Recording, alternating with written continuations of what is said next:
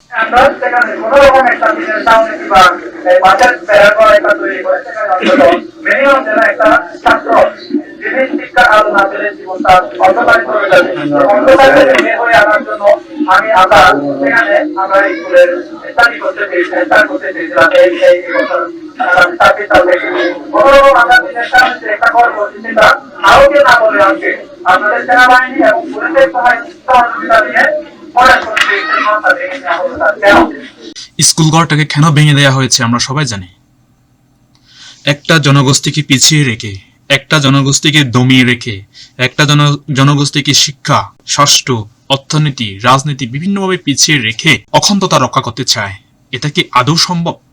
একটা দেশের সার্বভৌমত্বের মধ্যে যে ভৌগোলিক সীমার মধ্যে যতগুলো জনগোষ্ঠী রয়েছে তার মধ্যে যারা আদিবাসী, ক্ষুদ্র নৃগোষ্ঠী, আপনারা যাই বলেন, তাদের সাথে যদি আপনারা আপনাদের প্রশাসন বা পুলিশ প্রশাসন, আরবি প্রশাসন বিমাতা সুলভ আচরণ করে, তাহলে তো বিচ্ছিন্নতা এখানে কারা?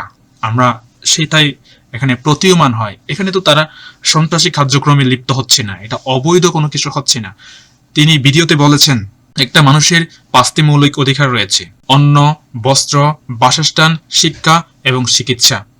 এই 5টি মৌলিক অধিকারের মধ্যে তারা যে মৌলিক অধিকার, শিক্ষার যে মৌলিক অধিকার, সেই মৌলিক অধিকারটুকু পূরণ করার জন্য তারা একটি স্কুল নির্মাণ করেছে তাদের গ্রামবাসী এবং গণ্যমান্য ব্যক্তিবর্গ মিলে।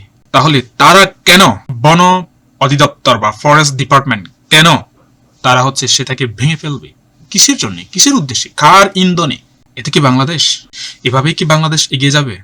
এভাবে কি সম্ভব? আদতে কি আপনারা মনে করেন যে এভাবে সম্ভব?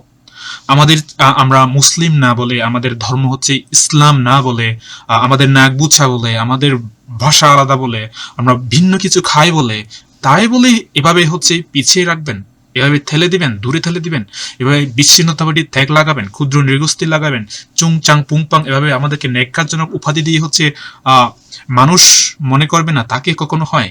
একটা দেশ যদি একটা পরিবার মনে করেন, সেই পরিবারেই আমরা সদস্য। একটা পরিবারে কোনো একজনকে যদি আপনি আলাদাভাবে দেখেন, সে অবশ্যই প্রতিবাদী হবে, সে অবশ্যই প্রতিবাদ করবে, আমাকে কেন এভাবে অবহেলা করা হচ্ছে। সবার শুভবুদ্ধি উদয় হোক। এই বিষয়গুলো দেখলে না আসলে খুবই খারাপ লাগে। আমি যে দেশে জন্মেছি, যেখানে আমি মরবো, যেখানে আমি আছি, যেই দেশের ভৌগোলিক সীমার মধ্যে থেকেই আমি বেড়ে উঠেছি, গড়ে উঠেছি, এগুলো দেখলেই আসলে খারাপ লাগে। আমাদের সাথে বিমাতা সুলভ আচরণ করা হচ্ছে এই দেশে, নিজের মাতৃভূমিতে। সবাই ভালো থাকবেন।